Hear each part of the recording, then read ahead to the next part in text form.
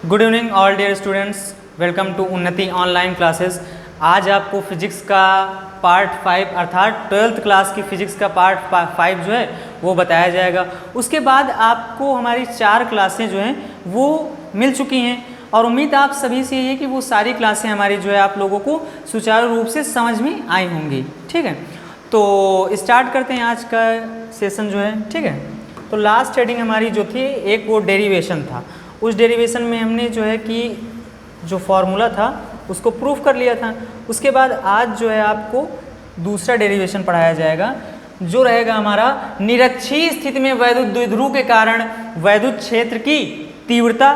इससे पहले की क्लास में आप सभी को जो है अच्छी स्थिति में वैद्युत क्षेत्र की तीव्रता का फॉर्मूला जो है वो प्रूफ करवा दिया गया था। उसके बाद आज आपको जो है वो निरक्षीय स्थिति में बताया जाएगा। ठीक है, तो चलिए स्टार्ट करते हैं। देखिए यहाँ पर सबसे पहले अगर हम ध्यान से देखें तो हमारा जो है ये क्या है, एक फिगर है। क्या है? एक डायग्राम अर्थात एक फिगर। उसके बाद इस फिगर में ए और बी, इस फिगर में पॉइंट ए और पॉइंट बी एक वैद्युत द्विध्रुव है जिस पर विपरीत प्रकृति के दो आवेश रखे हुए हैं। और आप सभी को पिछली क्लास में ये बता दिया गया था कि दो विपरीत प्रकृति के आवेश एक दूसरे से कुछ दूरी पर रखे होते हैं जिनसे बना हुआ हमारा निकाय जो है वो वैद्युत द्विध्रुव कहलाता है। अब हम इस ए बी नामक पॉइंट्स को अगर देखें तो यहाँ पर हमारा क्या है, प्लस क्यू कूलम आवेश होगा और यहाँ पर माइनस क्यू कूलम आवेश। ठीक है, उसके बाद ए बी का जो केंद्र बिंदु होगा, जो सेंटर पॉइंट होगा बच्चों, वो क्या है, बिंदु ओ रहेगा हमारा। और इस बिंदु ओ से स्मॉल आर दूरी पर एक बिंदु पी है जिस पर हमें क्या करना है, परिणामी वैद्युत क्षेत्र की तीव्रता ज्ञात करनी, अर्थात सूत्र जो है इंटेंसिटी ऑफ इलेक्ट्रिक फील्ड का फाइंड करना रहेगा। इसके बाद अगर हम ध्यान से देखें तो केंद्र ओ से पॉइंट बी या केंद्र ओ से पॉइंट ए तक की जो दूरी है वो स्मॉल एल है और पॉइंट ए से बी तक की जो कुल दूरी होगी वो हमारी कितनी है, 2l है।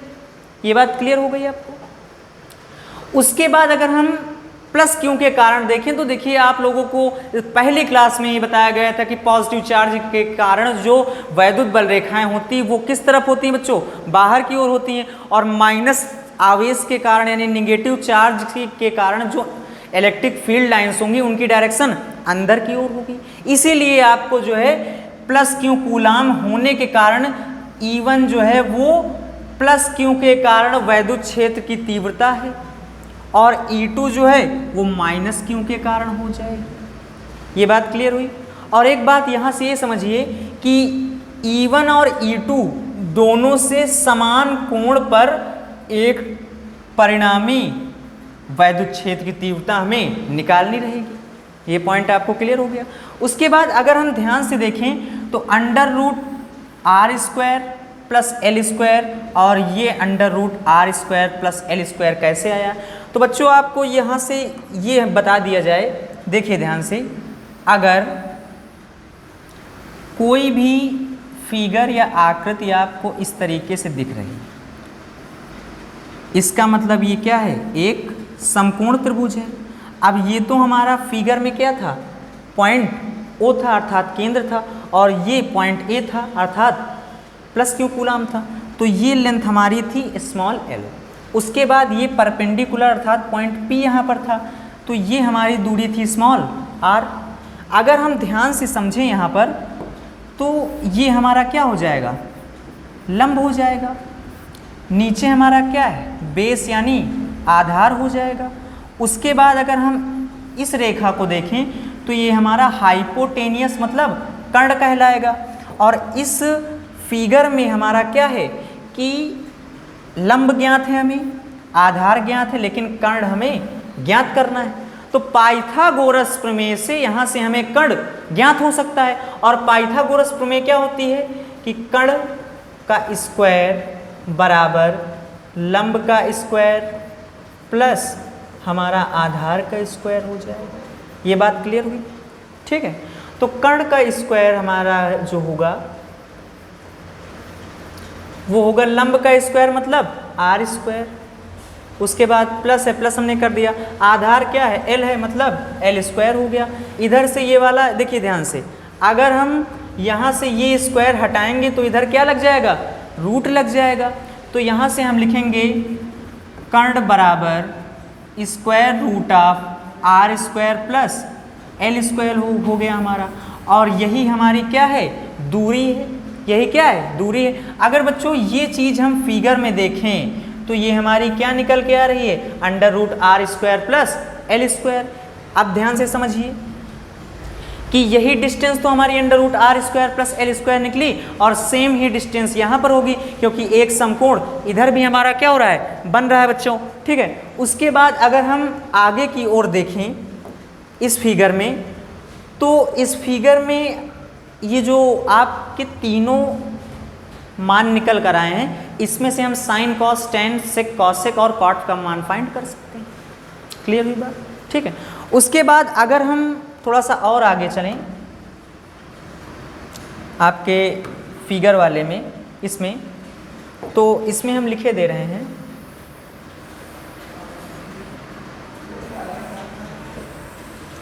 इसको थोड़ा सा साइड में करते हैं बच्चों, ठीक है, ठीक है। अब ये प्लस क्यू के कारण हमारी वैद्युत क्षेत्र की तीव्रता क्या आएगी ये देखेंगे, तो हम लिखेंगे प्लस क्यू आवेश के कारण वैद्युत क्षेत्र की तीव्रता। तो देखिए पॉजिटिव चार्ज के कारण जो इंटेंसिटी ऑफ इलेक्ट्रिक फील्ड होगी वो क्या होगी, ठीक है। तो यहाँ से हम ये करेंगे E1 vector equal to 1/4 pi epsilon not के into q upon under root r square plus l square. देखिए यहाँ पर under root r square plus l square इसलिए लिया गया क्योंकि पॉजिटिव चार्ज और निगेटिव चार्ज के कारण जो डिस्टेंस हमारी थी वो ली जाएगी, ठीक है। उसके बाद दूसरा पॉइंट अगर देखते हैं तो हम लिखेंगे माइनस क्यू आवेश के कारण वैद्युत क्षेत्र की तीव्रता, ठीक है। तो माइनस क्यू के कारण जो हमारी इंटेंसिटी ऑफ इलेक्ट्रिक फील्ड होगी वो E2 रहेगी। तो यहाँ से लिखेंगे हम E2 vector equal to 1/4 pi epsilon not के into q upon under root r square plus l square. Clear हुई बच्चों बात आपको। उसके बाद अगर हम यहाँ से ध्यान से देखें तो हम ये बोल सकते हैं कि हमारा ये इक्वेशन फर्स्ट होगा और ये इक्वेशन सेकंड है, मतलब समीकरण 1 और समीकरण 2। और अगर इन दोनों इक्वेशंस को देखें तो हमारा E1 वेक्टर और E2 वेक्टर क्या है, सेम हो जाएगा। तो यहाँ से हम लिख सकते हैं बच्चों E1 vector equal to E2 vector लिख सकते हैं। इसको कहेंगे हम चूंकि E1 vector equal to E2 vector, इसलिए E vector equal to 2E1 cos theta, 2E1 cos theta हो जाएगा। लेकिन अगर यहाँ पर थोड़ा सा विशेष ध्यान दिया जाए, यहाँ पर अगर थोड़ा सा विशेष ध्यान दिया जाए तो 2E1 लिखा है। अब E1 always equal to E2 हमने बताया, जो कि इक्वेशन के माध्यम से आपको समझ में आया है। लेकिन उसके बाद अगर हम देखें कि ये 2 कैसे आया, तो दोनों इक्वल होने के कारण हमारा क्या हो गया, E1 और E1 यानी 2E1 हो गया। यहाँ पर E2 भी लिख सकते हैं, क्यों, क्योंकि E1 और E2 के मान समान हैं आपस में। लेकिन यहाँ पे एक चीज़ इंडिविजुअल आ गई और वो क्या है, cos थीटा है। तो अभी हमने आपको जब यहाँ से पाइथागोरस प्रमेय लगाकर बताया था, तो ये बताया था कि यहाँ तीनों मान यानी परपेंडिकुलर बेस और हाइपोटेनियस के इंडिविजुअल वैल्यू प्राप्त करने के पश्चात हम ये बोल सकते हैं कि यहाँ से ट्रिग्नोमेट्री के 6 फॉर्म निकाल सकते हैं, ठीक है। तो यहाँ से अगर हम ध्यान से समझें तो इसको थोड़ा साइड में करते हैं, ठीक है। थोड़ा सा इसको छोटा करने के बाद इसको करते हैं हम साइड, और उसके बाद यहाँ से निकालेंगे हम क्या, cos थीटा। देखिए cos थीटा बराबर होता है आधार बटे कर्ण, यानी बेस अपॉन हाइपोटेनियस क्या होता है, cos थीटा की वैल्यू होती है। अब बेस हमारा क्या है, स्मॉल एल है, तो हम लिख सकते हैं cos theta equal to small l, upon लगाया, अपॉन लगा दिया गया। उसके बाद नीचे हर में क्या है, कर्ण है, मतलब हाइपोटेनियस, और इस फिगर में हाइपोटेनियस की वैल्यू क्या है, under root r square plus l square. तो यहाँ पर हम लिखेंगे under root r square plus का एल स्क्वायर, और यही हमारी क्या है, वैल्यू ऑफ कॉस थीटा। क्या है, वैल्यू ऑफ कॉस थीटा। अब उसके बाद हम अगर ध्यान से समझें तो यहाँ पर E1 और E2 के मान आपको प्राप्त, 2 का मान 2 ही होगा क्योंकि नंबर है, कॉस थीटा का मान अभी आपको प्रूफ करके बता दिया गया है। तो इस वैल्यू में हम ये E1 और कॉस थीटा के मान रख देंगे तो हमारा जो है डेरिवेशन कंप्लीट हो जाएगा, अर्थात आगे बढ़ जाएगा। तो लिखेंगे हम कैपिटल E, अर्थात यहाँ पर हम लिख लेंगे E नॉर्मल। ई नॉर्मल मतलब निरक्षीय स्थिति में वैद्युत द्विध्रुव के कारण वैद्युत क्षेत्र की तीव्रता।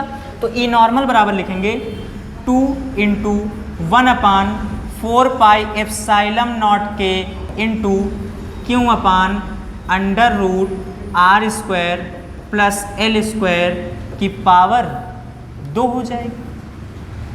ठीक है, थोड़ा सा इधर ध्यान देते हैं कि ये हमने यहाँ पे स्क्वायर कर दिया, क्योंकि होता है E बराबर 1/4 pi epsilon not into q upon r square, और R का मान हमारा डिस्टेंस में निकला था, तो इसीलिए हमने क्या लगा दिया, स्क्वायर लगा दिया। ठीक है, तो आगे देखते हैं स्क्वायर। उसके बाद मल्टीप्लाई कॉस थीटा का मान क्या निकला था, R upon under root r square plus l square, मतलब L upon under root r square plus l square. अब जिस भी कांस्टेंट या किसी नंबर्स में रूट लगा होता है तो इसका मतलब उसकी पावर कितनी होती है, हाफ होती, अर्थात पावर 1/2 होती।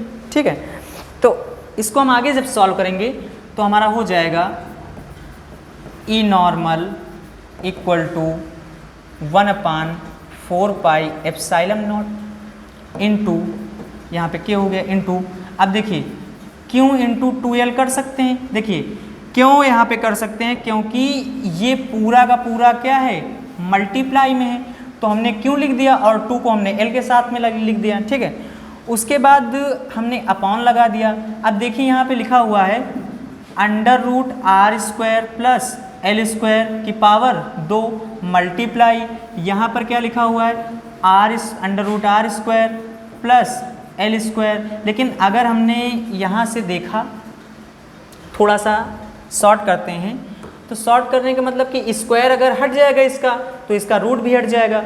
तो लिखेंगे हम E normal equal to 1/4 pi epsilon not के इंटू, अब एक बात ये समझिए, पिछली क्लास में हमने आपको बताया था वैद्युत द्विध्रुव आघूर्ण P बराबर होता है Q इंटू 2L, कि मतलब जहाँ पर भी Q इंटू 2L दिख जाए आपको वहाँ पे क्या लिखना है, P लिखना है। तो यहाँ पर आप देखिए कि लिखा हुआ है Q इंटू 2L, इसका मतलब इसके स्थान पे क्या लिख सकते हैं, P लिख सकते हैं। तो हम आगे थोड़ा सा शॉर्ट करेंगे और लिखेंगे P अपॉन, यहाँ पर हो जाएगा r square plus l square, square हट गया तो रूट भी हट गया। उसके बाद मल्टीप्लाई लिखेंगे r square plus l square, और पावर कितनी हो जाएगी, 1/2। यहाँ पर अगर हम पावर देखें तो एक छिपी है, और आपको ये बात पता है कि गुणा में घाते जुड़ जाती हैं, तो गुणा में घाते जुड़ने का मतलब कि इसकी पावर तो 1 है और इसकी पावर 1/2 है। तो जब हम इसको ऐड करेंगे तो हो जाएगा हमारा 2 × 2 प्लस 1/2, मतलब 3/2 हो गया। अब पावर हमारी कितनी रहेगी, 3/2 हो जाएगी। फिर आगे हम थोड़ा सा चलते हैं, next step, E normal equal to 1/4 pi epsilon not के into P upon r square plus l square की पावर कितना हो जाएगा, 3/2 हो जाएगा। कितना हो जाएगा, 3/2 हो जाएगा। ये चीज़ तो क्लियर हुई आपको। लेकिन अगर हम फिगर की ओर थोड़ा सा बढ़ें, तो इस फिगर में ये जो आपकी पॉइंट मतलब दूरी आपको दी जा रही है स्मॉल एल दूरी आपको दी जा रही, और ये स्मॉल आर दी जा रही। अब एक बात आप ये समझिए कि ये आर जो है बहुत दूर हो सकता है, आर क्या हो सकता है, बहुत दूर हो सकता है, और इसका मतलब बड़ा हो सकता है। तो हम ये कह सकते हैं कि यहाँ पर जो ये r और l लिखा हुआ है, इसमें r स्क्वायर मोर ग्रेटर देन l स्क्वायर, कि r का मान जो है वो l से बहुत अधिक भी हो सकता है, और जब बहुत अधिक होगा अर्थात मोर ग्रेटर देन लग जाएगा तो इसका तात्पर्य है कि l बराबर क्या हो जाएगा, बहुत छोटा अर्थात नगण्य, जिसको हम जीरो भी मान सकते हैं। और जब हम जीरो मानेंगे तो यहाँ पर क्या हो जाएगा, E normal equal to 1/4 pi epsilon not के into p upon r square plus zero का स्क्वायर और पूरे का की पावर 3/2। तो यहाँ से जीरो का मतलब क्या होता है, जीरो का चाहे जितनी बार गुणा करें वो कितना ही होगा, जीरो ही होगा। तो नेक्स्ट स्टेप हमारा क्या होगा, वो हो जाएगा E normal equal to 1/4 pi epsilon not के into p upon r square की पावर 3/2। कितनी हो जाएगी बच्चों, पावर 3/2। अब अगर हम इस पावर में देखें तो ये जो 2 है हमारा हर में भी है और अंश में भी, इसका मतलब ये कैंसिल आउट हो जाएगा, और जब कैंसिल आउट हो जाएगा तो हमारा जो रिजल्टेंट फॉर्मूला निकलेगा वो हो जाएगा E normal equal to 1/4 pi epsilon not के into p upon r cube.